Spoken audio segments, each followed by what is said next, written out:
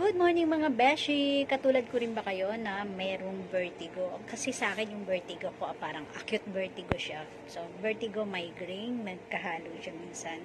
So, ano ang mga nagtitrigger sa vertigo?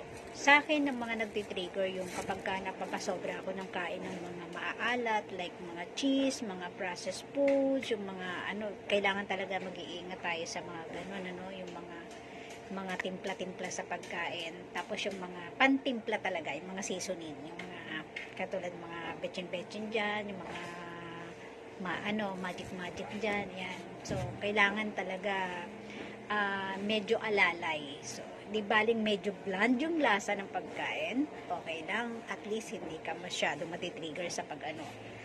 So, tapos meron pa yung alcohol. Sa akin, any type of alcohol, kahit red wine lang. So, talagang naiiba na agad yung pakiramdam ng ulo ko.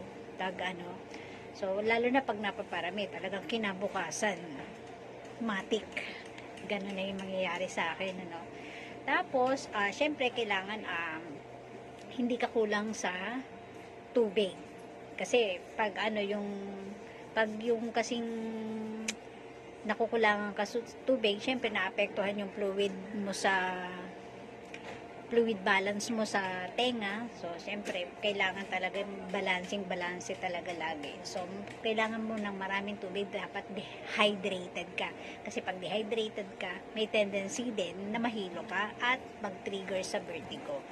Tapos, meron pa yung chocolates. Yan. Yung matatamis, sobrang matatamis na pwede magpataas ng ating mga blood sugar na pwedeng result sa pagkahilo at trigger din sa vertigo. So, yun. Lalo na yung mga chocolates na yan. So, kaya hindi ako masyadong, masarap ang chocolates in fairness, pero hindi ako masyadong mahilig sa chocolates. Kasi nga, nga sa akin, pag napakain ako ng marami, mga ilang araw, parang iniinda ko yun, tagal, baka mawala, iniinda. Minsan hindi naman malala yung pagkakaano, pero maaano ko talaga na parang nahihilo ko lagi. Parang lagi akong yung parang laging sinasayaw-sayaw.